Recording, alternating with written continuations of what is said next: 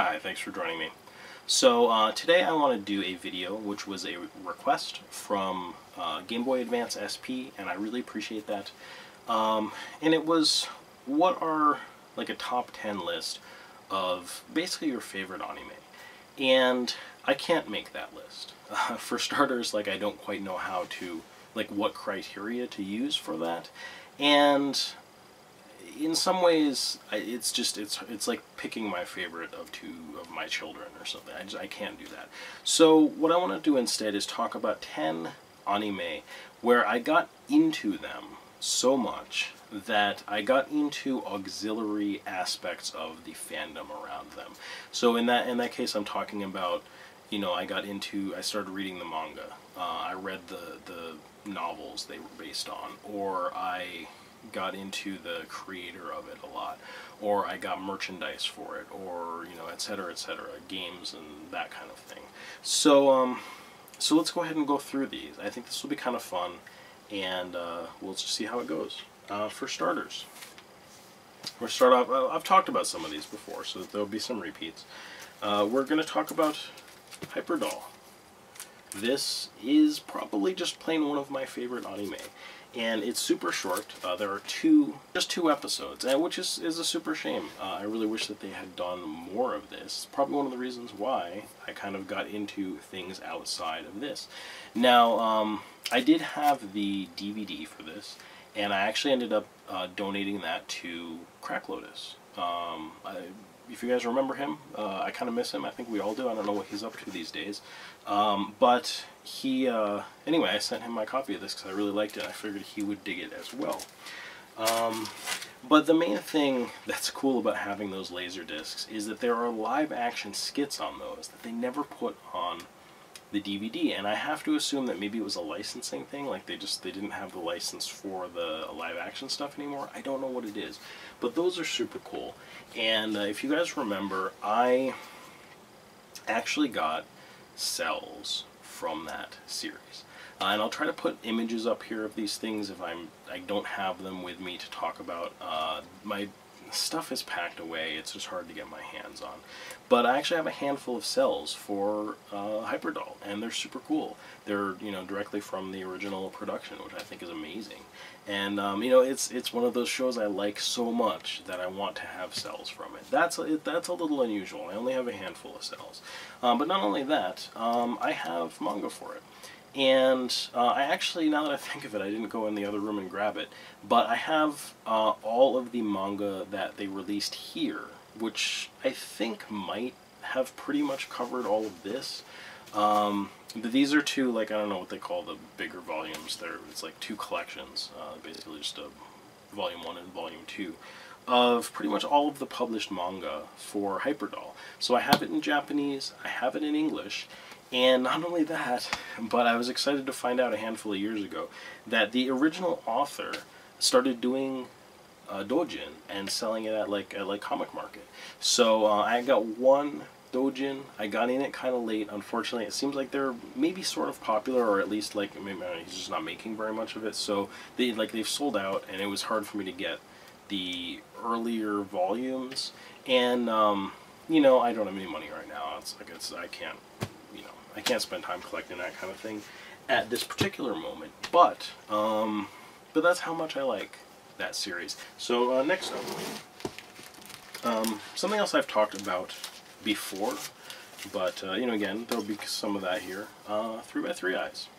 So I believe this was in my underrated anime, and there's going to be several of the things here that I talk about that end up in my underrated anime list, and I'm realizing they ended up there because I got involved in them beyond just, oh, like, you know, I watched the show. 3x3, as I've talked about before, OVA series. There's actually two OVA series. I think one has 3 episodes and the other one has 4. Is that right? That's what it looks like on the back. But yeah, it follows like arcs of the manga, and they're great. Again, this is like a dark, like supernatural horror series for the most part. Although it's a little more lighthearted than that, but it's actually pretty grim a lot of the time. You have the main characters turned into like an undead zombie basically by the other main character, who is the last of an immortal race of beings, and they have 3 eyes, and they're called the Sanjian, or Triclops essentially.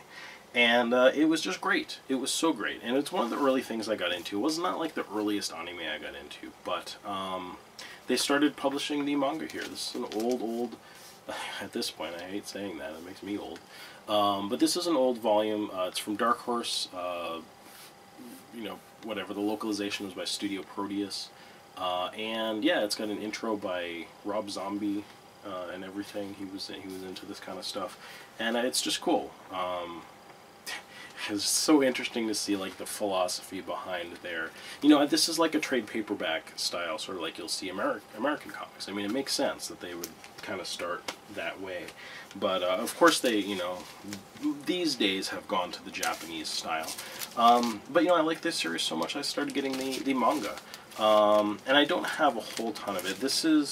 I really don't have very much of it at all, actually.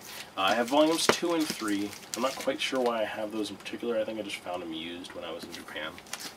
And then I have volumes, I think 9, 10, and 11, which I think maybe picked up the story from either between the OVAs or like after the OVAs entirely, so that I could catch up on some of the new stuff. And enough that I have the game guide here for the PlayStation game. Somewhere I have the one of the PC Engine games that comes with a VHS cassette. Actually, it's right up on my shelf. I should have grabbed it. I'm dumb. But anyway, I'll put up a picture of it.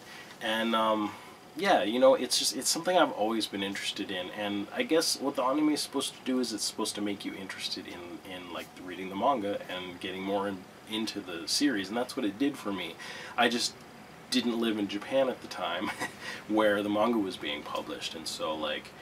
As a fan, I've kind of slipped through the cracks a little bit, and that'll be a running theme actually for some of this maybe, because the anime scene back when I was getting into this stuff, it was so disjointed. We didn't live in that sort of like multimedia media mix where you were supposed to be able to enjoy all of these things. We were kind of locked out of that because that was all happening in Japan, and we were just getting these weird little snippets. The next thing is Genshiken.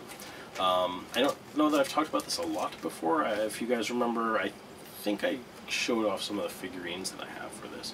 But anyway, Genshiken. When this came out, I actually started reading the manga when it was officially released here, I believe. And I just loved it. I fell in love with it. It's pretty popular, at least among like sort of anime nerds, I guess, here, because I feel like it just captures this feeling of being involved in this fandom. It's completely self-referential, but it's great. It's about this club at a college, and just the guy starts his first year at college, and he ends up getting roped into this club where they basically. I mean, this is kind of like my college years, you know what I'm saying? Like, I started an anime club at my school, so this was bound to resonate really strongly with me. And I guess, aside from that, like, the characters are so relatable because they're such nerds. And I know I've got Crack Lotus on the brain, I guess. He never liked the moniker of nerd, and that's fine. We all identify however we want, and maybe I'm allowing companies to shape my identity or something like that. But anyway, I totally identify with the term nerd. Like, it's just, I'm a super nerd. And so, like, these characters are all, like, I didn't necessarily know people like all of these characters, but there are aspects of, like, real people I know in characters in this, and there are aspects of me in characters in this, and, like, friends of mine see aspects of me in characters in that. So it's just great, and it's super good. Genshiken 2, of course, I have the follow-up. It's really good. They go to Comic Market. I've been to Comic Market a bunch of times. They draw doujin. Like, I drew doujin for the most part. I mean, not like maybe not like you'd have now, but you know, I wanted to illustrate, and I was into that, and so yeah, this is just, I like it anyway. So my point is that not just did I get into the anime, not just did I get into the manga. You know, I got the anime that they kind of theoretically made from the anime that they watched in the show. But I also have figures, and most of those were gifted to me, but they weren't all. I mean, one of my buddies gifted me one of the main characters from the show. I think I might have bought another one myself, and when I was in Japan I collected actually 2 sets of the collectible figurines. Actually, I guess it wasn't even when I was in Japan. When I was here at like Newbury Comics, I think, I started collecting some of the Genshiken like gotcha figures, like there were the blind box figures. And when I was in Japan, I collected some of the Kujibiki Unbalanced figures. And I've talked about those. I'll probably insert some video in here so you can see what I'm talking about. But anyway, suffice to say, heavily invested in Genshiken. I don't really know what's going on with it right now. I haven't really followed the manga, but yeah, it was just, you know, it's super like geek culture, self-referential stuff that I just ate up. Next up, we have Dragon Half. This is an old one, and you know, when my buddy and I were first getting into anime, this is something that I believe we just got it. You know, my buddy had this on like ADV's VHS release of it. I believe that it was the sub. I don't think we got the dub, or if they made a dub, I'm assuming they did. But anyway, it's hysterical. It's funny. I did rewatch this a little bit recently. I think they just put this on Crunchyroll, and I've probably talked about this recently too. Who knows? But it's funny. It's a 2 OVA episode series, just like Hyperdoll. But this combines 2 of my favorite things that you'll see crop up here again, which is sword and sorcery, like fantasy, and also comedy. And this is the first time that any of us, as far as I know, really, had been introduced to the SD aesthetic, the super deformed, chibi little characters, and it was just new. I mean, maybe it was because I was seeing some of this stuff for the first time, because there were things back then like SD Gundam and like Ten Little Gal Force and stuff like that. But anyway, Dragon Half is like one of those really early things that had SD characters in it, and we loved it. Like, we ate it up. It was hysterical. The comedy is great. It's goofy. It's kind of a spoof, but it's funny in its own right. And the thing with Dragon Half, it's not like, I mean, maybe there were figures or something for it. I don't know. Actually, there is a game, now that I think of it, on the PC Engine. I actually used to have it. I don't have it anymore, which is too bad. But I don't have a PC Engine, so that's why. And it was just a board game, so I wasn't that interested in it. But I went to Japan, of course, a couple of times, and it's even got my like book off sticker that's coming off here for 350 yen. Dragon Half, the manga, yay! Now this guy here, it's actually interesting. He puts it in the you know, more Western name order, Ryusuke Mita, Mita Ryusuke. It's super cool. There's several volumes of this. I may have more volumes of it. I may not. But anyway, it's old. You know, it's kind of an older style. This is from like the 80s, but it's super cool. And I was so excited to be able to get the manga for Dragon Half. But not only that, I really dug his style. This is another series of his. Dark Hair Captured is how they put it on here. It's of course Kurokami, I believe, no Capchado. This is super cool too. And it still has like his crazy style.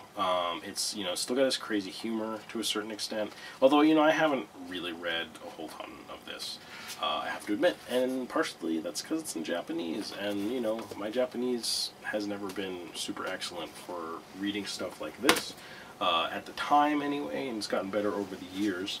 But I haven't necessarily gone back to some of these things. But I've always just really dug his stuff.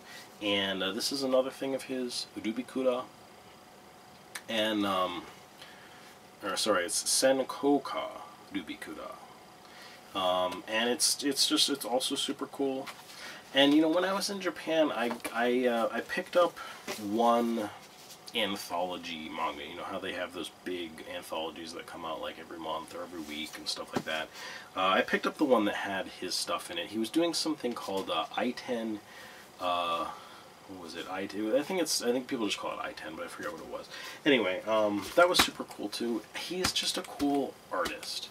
I just really dig his stuff, and I don't know that he's had like a series that's gone on for a really long time. I don't know what he's doing these days. I think I might have met him at Comic Market, and I went and just bought all of the things on his table. You know what I'm saying? And then like, you know, it was like this foreigner buying all the things. I think I told this story in my Comic Market story. Anyway, like he came over and just said hi. You know, so like, how cool is that? You know, I think it's awesome.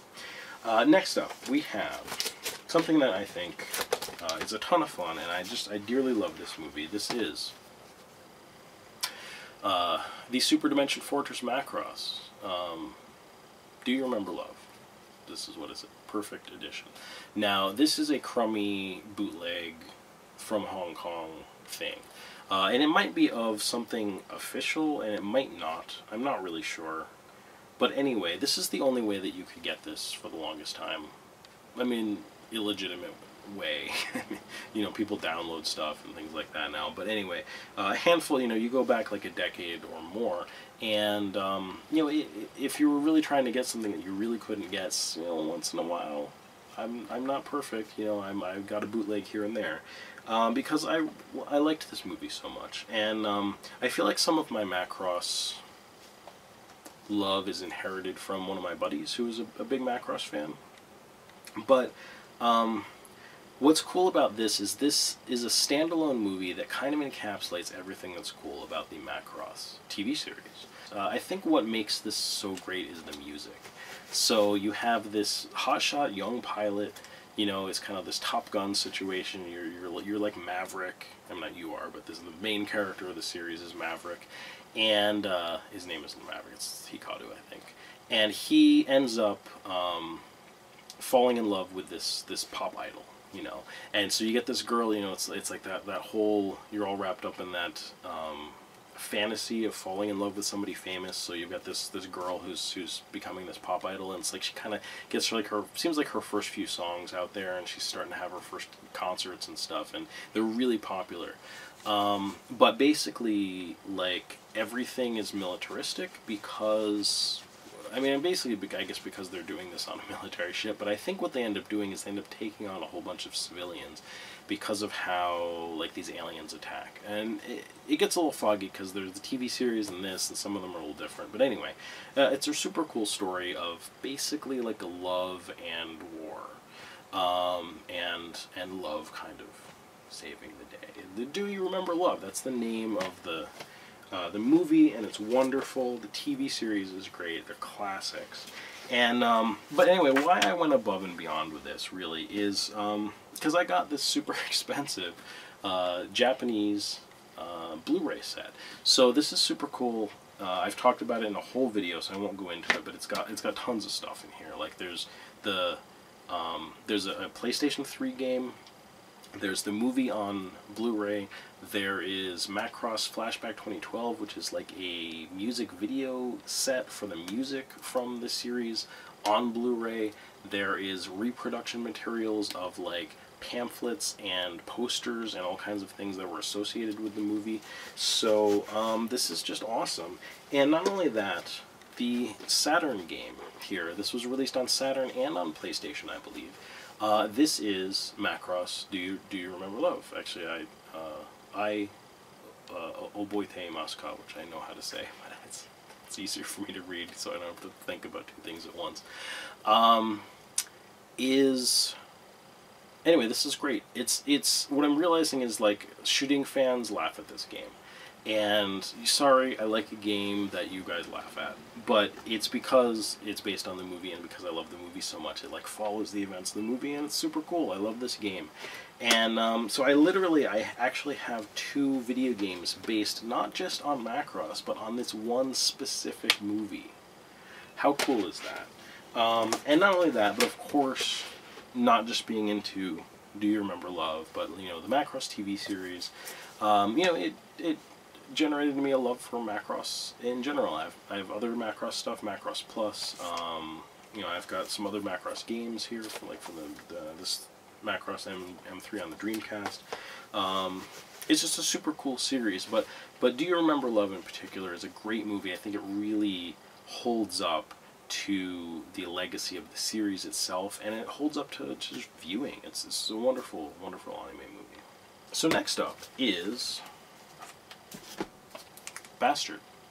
And I've talked about Bastard before. The thing with Bastard, I'm realizing, is it's in my underrated anime category, because not everyone was this into Bastard like me. The anime itself is great, and I love it. Like I said, like it's chauvinistic, and you know, whatever it is, you know, that's okay. I think it's okay to give yourself permission in your media. You know, we need to strive to be better people. You know what I'm saying? But in our media, I think we need to allow ourselves, you know, catharsis. And you know, and anyway, I'm not apologizing for Bastard. It's super great. I've talked about it before, and I love it. But what was really cool about Bastard, again, when I went to Japan, I was able to get the manga. So we've got, this is volume 10 here. I have just a handful of the manga. So I think what I was trying to do is, one, get stuff that was like kind of after the stuff that I'd seen in the anime. And also, honestly, this is another one of those old series. And as you were getting into, I was probably there in like the mid to late, well, I guess it was there in the late 90s. So the change in visual style of just manga in general between the 80s and 90s was pretty big. So, you know, this manga artist, and I'm going to forget his name, his style changed, you know, as the years went on. So I think, you know, just being kind of superficial, like I also started getting, you know, into the teens and 20s issues here, where like the art style got a little better personally, than I thought. You know, it's not that it wasn't bad originally, but I think I was superficially, you know, being a little superficial with that. That's why I got some of those volumes, and I didn't really keep up with it.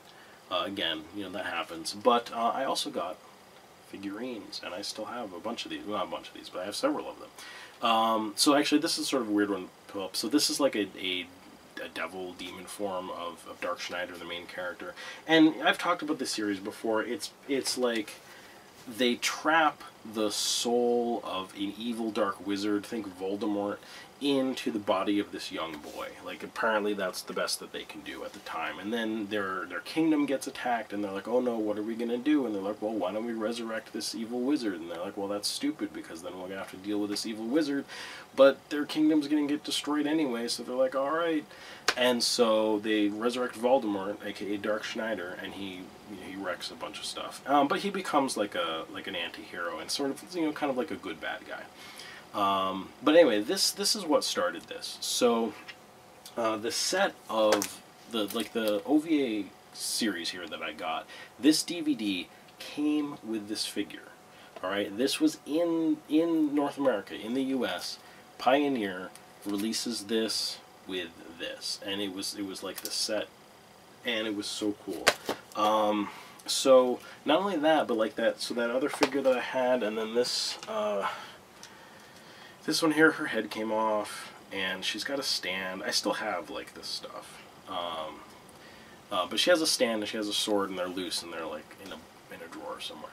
But I got these figures at like GameStop and electronics boutique and stuff. They used to carry merchandise, and then they kind of stopped and were just video games forever. Now they're like going back to merchandise, because, you know, video games are not physical things as much anymore.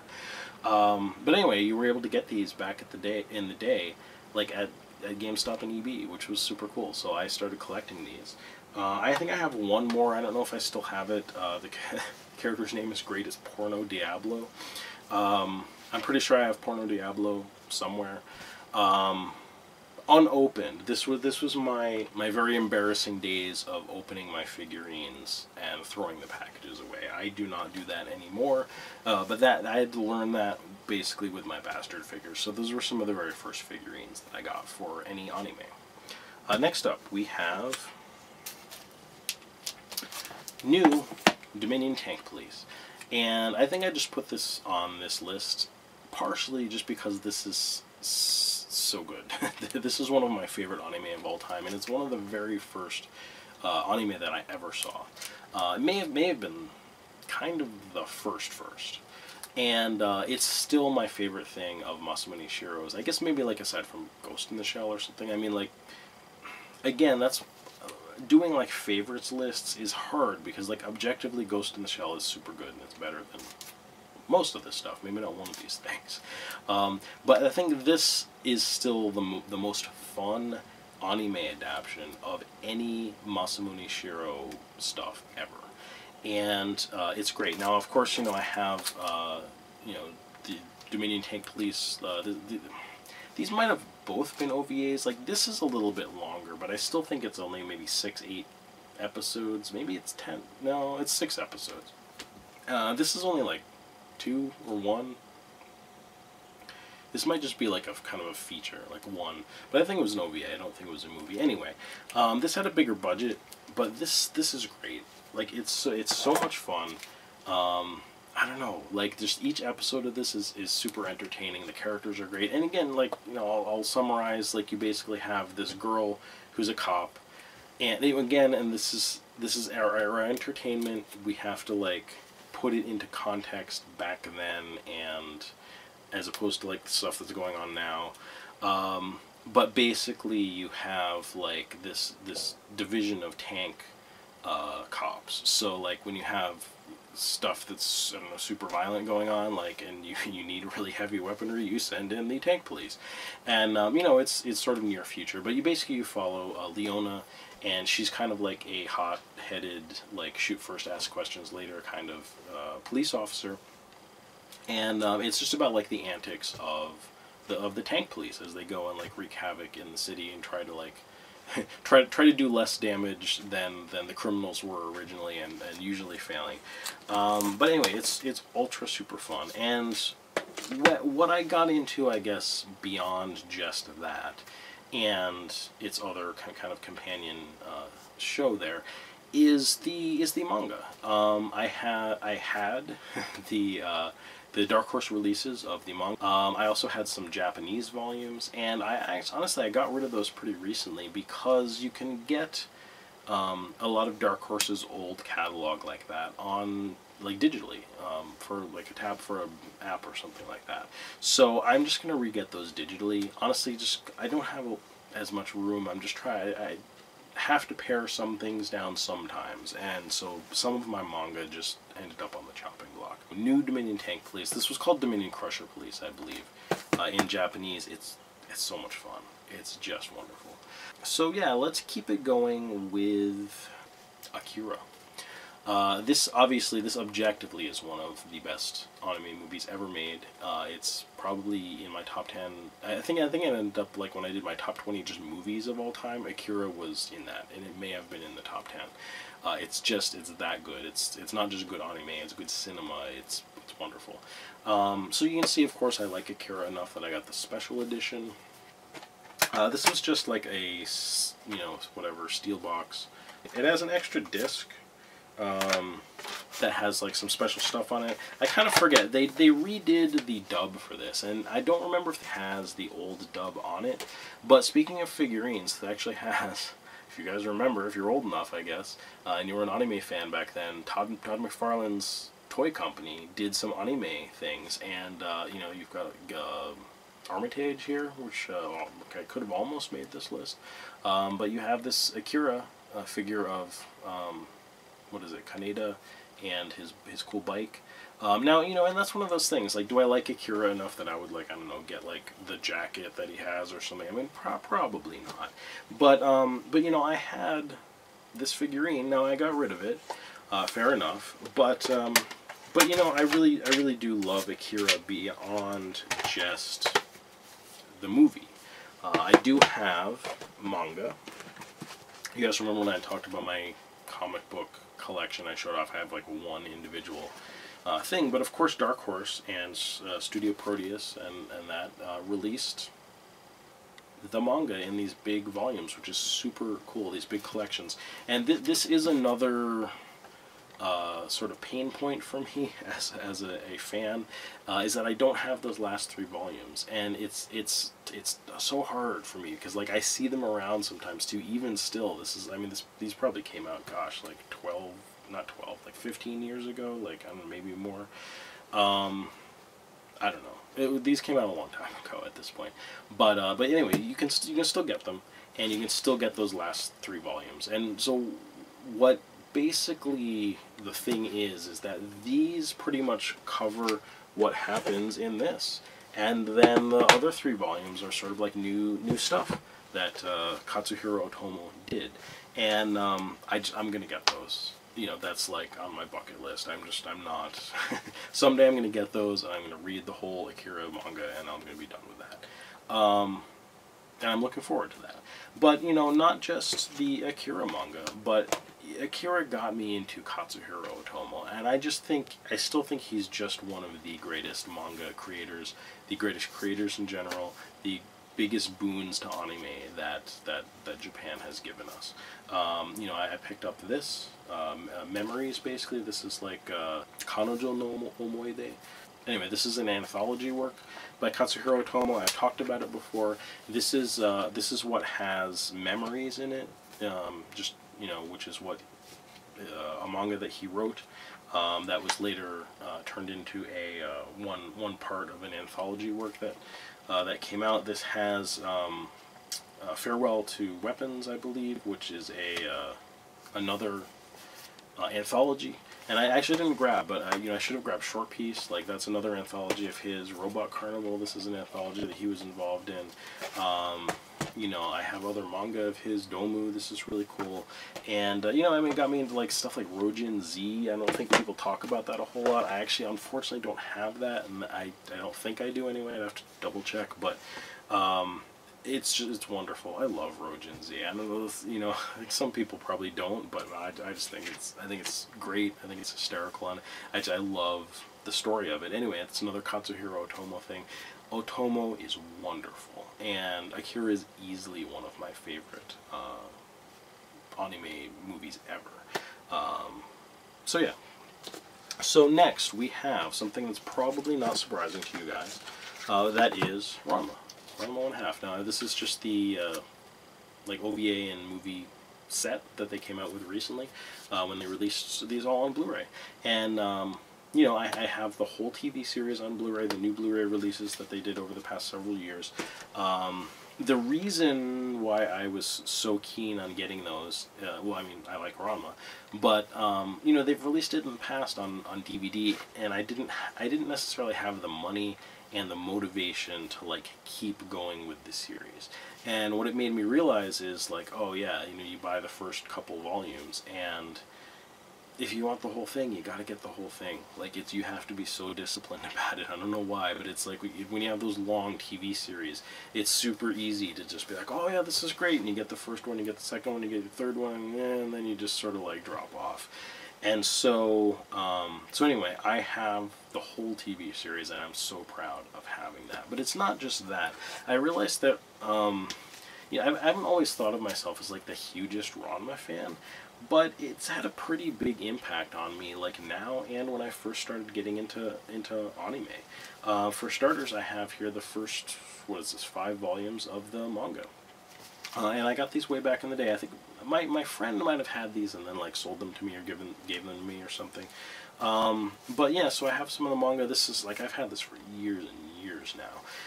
And I love those. And not only that, but I got some of the individual comic issues you might have seen in my comic book collection video that I did. And not only that, but recently they started doing figures. I think that they weren't Figma. They were like SH figure arts or something like that, and I started getting those. I still have a handful of them. I don't know how many I think I got. They did female Ranma and male Ranma. I think I might have gotten both of those, and then I think they did something else, maybe Shampoo, I think, and then they did Akane. And the thing is, like, I moved, and I literally think Akane went to my old address, and like I think it was literally delivered, and like I'm never going to see it, which that was frustrating enough in and of itself, but like I can't afford to keep collecting those right now. So like that's one of those things. It's sort of like, you know, the TV series. If I'd had to like stop halfway through, I would have been super crushed. And like I'm kind of crushed that I can't keep collecting those figurines. And you know, I could finagle something, but I guess, you know, you got to pick your battles, and I'm not gonna get. My battle is not going to be to keep collecting the Ranma figures, but I'd love to. I would really, really love to. But yeah, you know, so not just that though. When I think back, you know, Ranma 1/2 was one of the first things I started collecting on VHS for myself, and was really into, like, Viz did these really nice VHS, like you got these plastic cases with it. It had liner notes in it. It was the whole, I don't know if they were like special edition subtitled VHS tapes or something like that, but that was one of the first things I started collecting myself on VHS. That wasn't like my buddy was getting stuff that we were watching, and you know, and it was super cool. It just, I always loved Ranma. It's a great series. And next up here, and this is one of my favorite series of all time. It's not actually what I would call my favorite series of all time, probably. I've talked about that in another video, so, you know, like I said, there are some omissions here, but certainly in terms of one of the things that I've gotten into the auxiliary stuff so much, and that is the Slayers. Now, the Slayers, you know, again, just like Dragon Half, this was an early thing that mixed sword and sorcery fantasy with comedy, and it did it. I want to say it did it so well, but you know, even like if you go back and you watch the first series, I still feel like all of the Slayers, like the TV series, they kind of have good and bad episodes. I think it's the strongest when it's being comedic. I think it's the weakest when it's trying to be serious. And there are serious episodes. The arcs tend to go, like, you go through some comedy, and then the last handful of episodes, like, stuff gets more serious and things are going on, and it's more of like a kind of a traditional sword and sorcery, Dungeons and Dragons style, like, anime. And you know, I'd certainly seen stuff like A Record of Lodoss War. So to have something like Slayers come along, in a way it was like such a breath of fresh air, because it was so funny. But honestly, like, you know, going back to the first series, you know, does it really hold up that well? Yeah, I don't know. But there are aspects of Slayers that I can love to go back to. The second series in particular, the TV series, I think is the best, and it's hysterical. I think it holds up so well. Try is decent, but I think kind of like the first series, has good episodes and bad episodes, and I think, you know, by and large, it drags a little bit. But, you know, that's just like the three main TV series. Now, I forgot to grab it off my shelf, but you guys have seen in other videos I have on Blu-ray the two new series that they made, and I say new, they came out, I don't know, 5-6 years ago now, probably.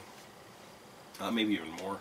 But those were great, and I really liked the new series. And one of my favorite things, absolutely, about Slayers is the OVAs and movies. Now, long after the TV series ended, they kind of kept going with some of these, but even, you know, while those were happening, I don't know when they did the first movie, but the first movie is still one of my favorite animated movies. And it's so weird because it's one of those older anime movies that, like, I think is really easy to just kind of dismiss as like, oh, it's just one of those old movies, when, you know, back when, I don't know, like, well, even now, like, you know, they have movies for, I want to say Bleach. Bleach is older now too, but like, you know, Naruto and stuff like that. I mean, Naruto's all done, but you know what I'm saying? Like those shonen shows, and like, they can never do anything cool in the movies because like they have to keep the continuity of like the anime and the manga and stuff going. So like the consequences are always really kind of low. But maybe that's one of the reasons, like, why this movie is so good, because it goes back to Lena traveling with Naga. So, you know, this is your main character from the TV series, from the books and the manga and that sort of thing. But originally this was in Dragon magazine, and I think that it was kind of, I don't know if it was light novels, kind of like. I think it might have been. So you basically had like light novels with illustrations. So like I have right here the novel that inspired the hit anime. They started localizing some of these. So this is actually it's not super great. I've read through it. It's fun. They probably have more of these. This was like Tokyo Pop. You know, I don't even know if Tokyo Pop's around anymore. So I don't know. I actually need to, you know, check in on this a little bit. But anyway, suffice to say, like the movie for this, I love it. I just love it so much. I love all the scenes in it. I just love how goofy it is, and it's not even like, it's not goofy in your face. The humor is so understated. The pacing is so slow. It's wonderful. And a lot of the OVAs are really good too. But not only that, you know, so like I've got books of Slayers. I've got like a figurine, you know, kicking around. I've got some of the stuff on Laserdisc. I've got video games of Slayers, and speaking of video games of Slayers, so these are Slayers Royal 1 and 2. These are on the Saturn. But there was also an RPG on the Super Nintendo, also the Super Famicom. And that was basically what got me into fan translation. I talked about that in my fan translation video, I think. Welcome to Pia Carrot kind of shares the responsibility. But really those two things are kind of, they're kind of why I'm even, I don't know, translating Japanese now, or like into Japanese language now. And that's a big thing. I just took my N2 test, which, you know, I'll find out if I pass it in a couple months. I'm thinking I didn't, but you know, I'm studying hard, and I'm keeping up with that. So this was a really long video. I hope that it was fun. I hope that it meets Game Boy Advance SP's expectations. Thank you again for requesting this, and yeah, you know, this was fun for me. So I hope that came through to you guys, and I hope you'll join me again for more video game and anime related videos sometime. So take care.